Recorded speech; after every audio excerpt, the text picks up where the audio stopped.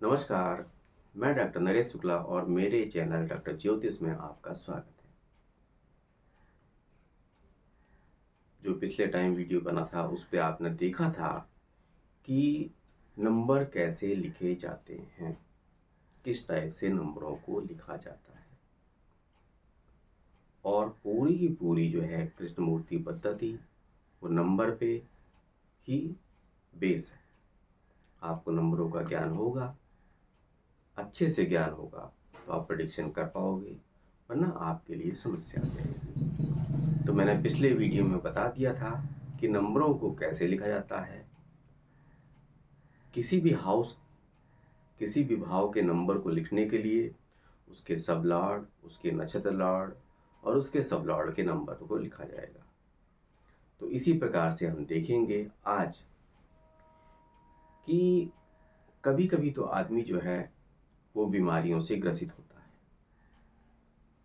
लगातार जिंदगी भर कोई ना कोई बीमारी से वो परेशान रहेगा। और कुछ ऐसे आदमी हैं कि 70 या 75 साल की उम्र हो गई और उनको कोई भी बीमारी नहीं हुई, यानी डिजीज रहित जीवन, वो बीमारी रहित जीवन वो जीते हैं। लेकिन कुछ लोग ऐसे हैं कि कुछ बीमारियां लेके चलते हैं और जिंदगी भर उन बीमारियों को से परेशान रहते हैं। कुछ बड़ी बीमारियां हो जाती हैं, कुछ छोटी बीमारियां हो जाती हैं। तो आज हम देखेंगे कि हमारे पास जो बीमारियों से संबंधित है वो क्या क्या देखना है। सबसे पहले हमको फर्स्ट कस्पल लॉर्ड सब लॉर्ड को देखना है। फर्स्ट कस्पल सब लॉर्ड यानी पहले भाव का उप नक्षत्र स्वामी। और दूसरे नंबर पे आता है, क्योंकि एक नंबर जो है, पहला भाव जो है आप स्वयं है, आपका शरीर है, रूपरेखा है, रंग है, ये आप स्वयं हैं। तो आप बीमारियों से रहित रहोगे या बीमारियों के साथ रहोगे। दूसरा आता है किस टाइप की बीमारियां होंगी, तो उसके लिए हम 6 कस्पल सबलाड यानी छठे भाव का उप नक्षत्र स्वामी 2 पे चले जाते हैं। पहला भाव हमको क्या नंबर दे रहा है उसको देख लेते हैं, छठे में हमको क्या क्या बीमारी हो सकती है वो देख लेते हैं। छठा भाव बहुत चीज़ों का है। छठा भाव कंपटीशन का भी है, बीमारी का भी है, ऋण का भी है। जो आपका रोज का ट्रांजैक्शन है वो छठा भाव ही है। जो लोग बिजनेस कर रहे हैं, कहीं नौकरी कर रहे हैं, तो उसमें जो लगातार ट्रांजैक्शन होता रहता है, जो पैसा आता रहता है, वो छठा भाव है। अगर किसी में छठा कस्पल सबलाड या छठे भाव का नक्षत्र स्वामी ज्यादातर ग्रह हो जाए तो उसके पास, आदमी के पास लगातार पैसा आता रहता है। यानी उसके ज्यादातर जो ग्रह हैं छठे भाव में बैठे हों और वो नक्षत्र स्वामी बने हों, तो ये समझ लीजिए कि उसके जीवन में वो बीमारियों से रहेगा, बीमारियां घेरे रहेगी उसको, लेकिन वो पैसे का आवागमन उसके पास लगातार रहेगा, पैसे की पेमेंट उसकी फंसेगी नहीं। लेकिन आज जो हमारा जो है वो है कि बीमारी रहित,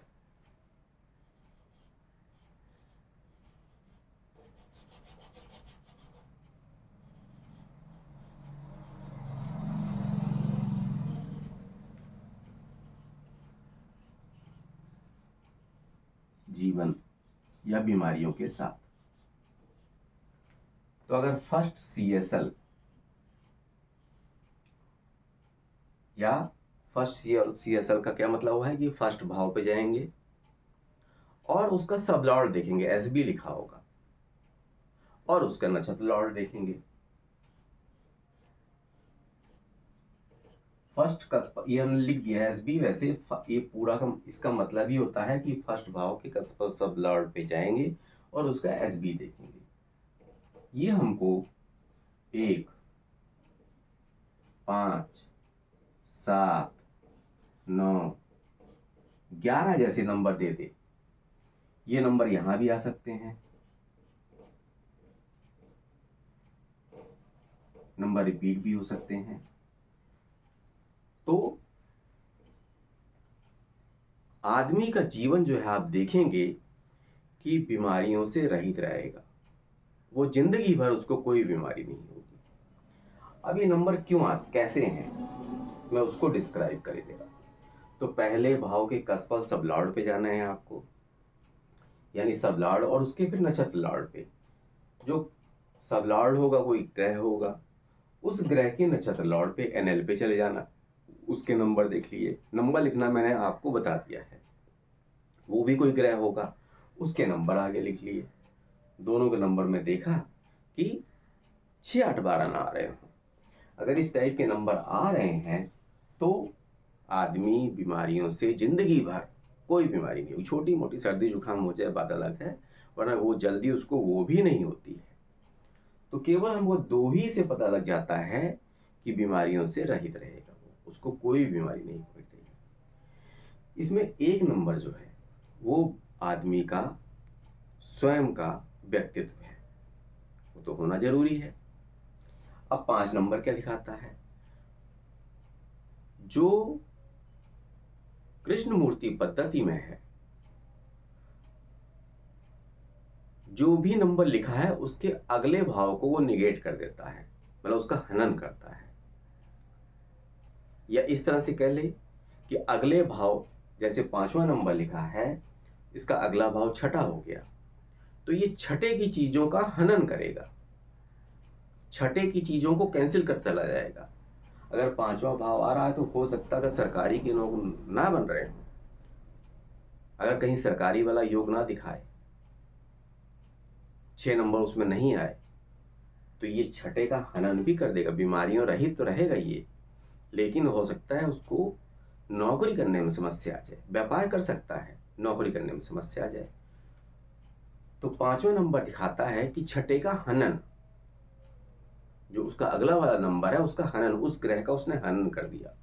यानी आप ऋण से मुक्त रहेंगे, बीमारियों से मुक्त रहेंगे, कर्जे से मुक्त रहेंगे, 3 चीजों से मुक्त रहेंगे। लेकिन उसमें और चीज में अच्छी है, कंपटीशन को आप जल्दी नहीं निकाल पाएंगे, क्योंकि कंपटीशन का भी घर वही है, छठा है। अब 7वां घर, ये 8वें का हनन करता है। 8वां क्या है, हमारी पीड़ा है, हमारी दुख है, ब्लॉकेज है, इनका हनन कर देता है। 11वां है, वो 12वें का हनन करता है। तो जो हमारे पास बीमारी के घर हैं, बीमारी के घर कौन से हैं, 6 8 और 12। किसी के फर्स्ट कसफल और नक्षत्र में 6 8 12 आ जाए तो जिंदगी भर उसको बीमारियां लगी रहेंगी। एक चीज और, 6 8 12 भी दिखा रहा है या केवल 6 और 8 दिखा रहा है, और हम 6 कसफल पे चले गए और वहां पर सब लॉर्ड या नक्षत्र लॉर्ड के रूप में शनि आ गया, तो समझ लीजिए बीमारी जिंदगी भर और लंबी बीमारी रहेगी। क्यों? क्योंकि शनि जो है लंबी बीमारियों का अपने आप में एक प्रतीक है, डिले करता है हर चीज को। ये आपको पता ही होगा, पराशरी में भी आपने पढ़ा है कि डिले करता है। तो अगर 6 कसफल में शनि आ गया तो लंबी बीमारियां रहेंगी, कोई छोटी मोटी नहीं रहेंगी, लंबे टाइम तक चलेंगी। क्योंकि शनि अपने आप में 6 8 12 दिखाए या ना दिखाए, उसमें 6 8 12 शामिल ही हो जाते हैं। क्योंकि शनि एक तो बीमारी का कारक है, अंधेरे का कारक है, ब्लॉकेज का कारक है, डिसअपॉइंट का कारक है। शनि स्वयं में जो उसके कारकत्व हैं वो स्वयं में उसके वही हैं। तो अगर हमारे 6 8 12 का घर का हनन हो जाए, इसलिए अगर 1 नंबर आ जाए, 5 नंबर आ जाए और 11 नंबर आ जाए, ये ऊपर नीचे भी हो सकते हैं, सब लाड़ और नक्षत्र लाड़ पे भी हो सकते हैं, तो आदमी बीमारियों से रहित अपना जिंदगी पूरी निकाल देगा। तो और साथ में आप छठे कसपल पे चले जाइए, वहां से कौन कौन सी बीमारी हो सकती है। वो पता लग जाता है।